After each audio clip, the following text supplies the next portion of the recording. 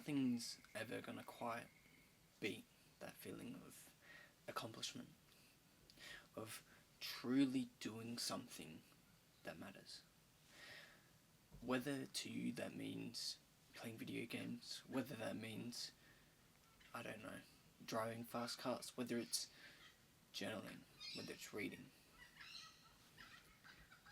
You have to have that something that's not negative, that's not going to affect you in a just bad way. And what I've found is that the further and further away I am from social media, from video games, from watching movies, from watching TV shows, not just the better I feel, but the more I can focus on the things I truly desire. The more I can truly focus on improving myself and finding different ways of just improving my life. I've always been a very big proponent of working out, especially the last couple of years, because it's something that I got really big into. And I wouldn't change that for the world. I wouldn't change the time that I've put in, and I wouldn't want any more than I have put in thus far. Because I feel I'm in this very good situation where I'm not overdoing it, I'm not underdoing it. Same with the time I've taken to record myself or to journal or read, whereas things like playing video games, for example Siege, it's one of those games that I love to no end and I would play it relentlessly, but it doesn't make me feel like I have any worth, like I am making something of my life.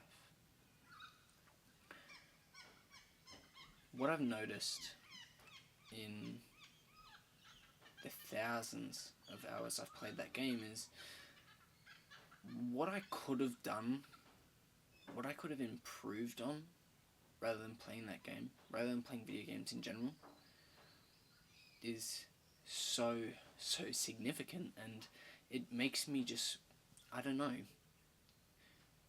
I wouldn't say die on the inside a little, but it would definitely make me feel as if the time I've lived has been wasted.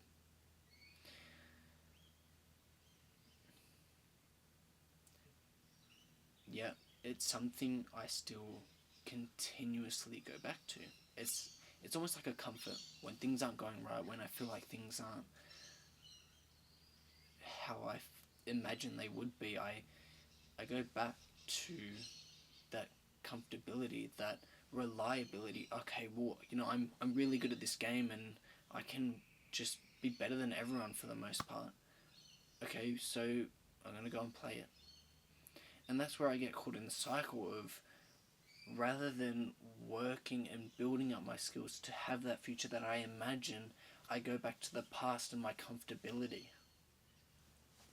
And I know that's the same for a lot of people, and I know that a lot of people struggle with that.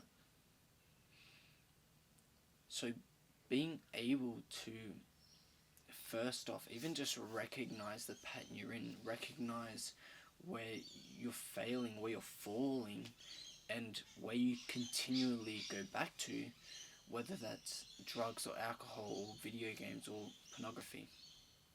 You're in this state of wanting to almost feel safe. At least for me, that's how it is. I want to feel safe. I want to go back to something that was structural, it was there, and I didn't even have to consider what the outcome would be for it.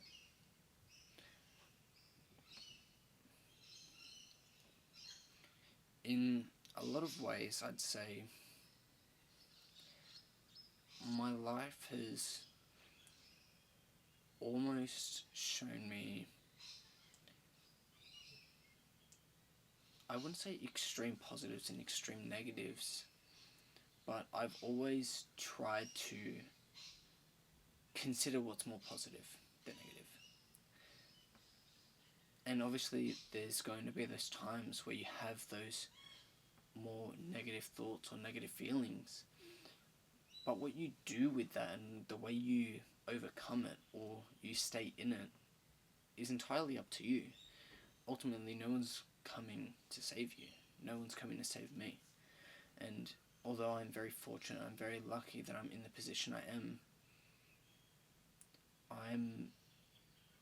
I still struggle. I still have my days where I feel like I can't do the simplest of tasks, where I'm putting things on the back burner, where I'm putting expectations on myself and then I don't follow them up. And that's where this action versus thought really comes in, where I'm thinking so much and I'm thinking so much rather than just doing. And that's kind of always been my biggest problem. I'm too in my own head. I'm considering too much of what the realm of possibility could be if it all goes wrong, or if it all goes right. And I suppose that's where my mind almost always gets stuck, is that negative in that aspect.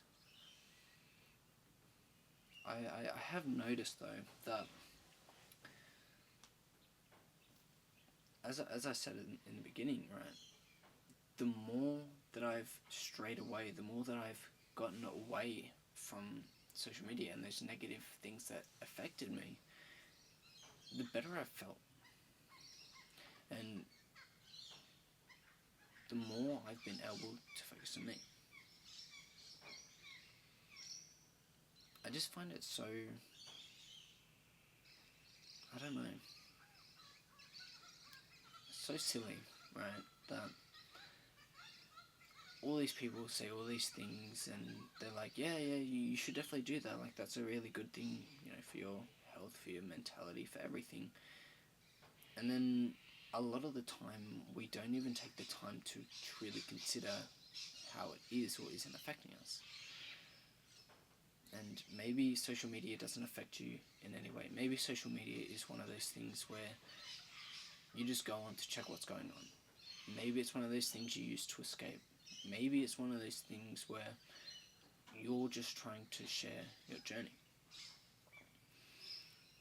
Now, I don't want social media, I don't want these things to be an escape. I see it more as a privilege and something I get to share to the world. And it's something someday I hope to share with my children. And that comes from, I suppose, wanting to be understood. Wanting to be understood in my mentality, the way I think, the things I do. I want to be seen as who I am rather than the perception that people have of me. Now, obviously everyone's going to have their own perceptions of every single person, and you're going to hate this person for this, but you don't really know why they did that, and back and forth. At the end of the day, we're all human. We've all fucked up in some way. We've all made bad decisions. We've all made good decisions. And the thing that is so beautiful about that is you can either continue to,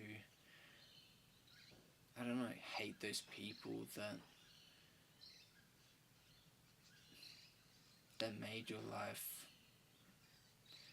unbearable, or you can move on. You can go, okay, that happened, but I've got to move on. I can't sit in the past and have these expectations that this person's going to change, or that this person is going to improve my life in some way. Love is a beautiful thing. Yeah, you can't love everyone. There are obviously going to be some people you just like more than others, and some people aren't going to agree with you on a lot of things, and that's completely fine. But the way you handle it, the way you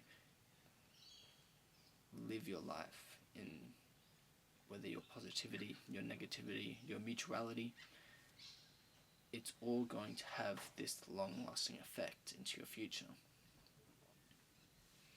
I know I've gone, a little all over the place, but to kind of swing back, right, to wanting to be understood and wanting to share, I suppose, my slow growth into adulthood and what I'm doing day to day, and wanting that my children to see that comes from, I want them to have the best possible future that they can. And if I can look back at these videos with them and I can explain, okay, well, in this video I was explaining this and this and this, and this is the reason that I even mentioned it at the time. This is what I was going through. This is the thoughts I was having. And obviously you're not going to share these videos with your, infant, but as they grow into the person they're becoming and they've become who they are supposed to be, it's something that I want to share with them, and I want to be able to reflect on.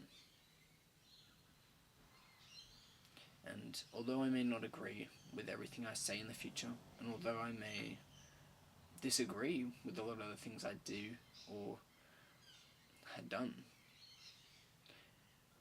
ultimately it's something to look back on. It's something to remind me of the life I lived. And that's all.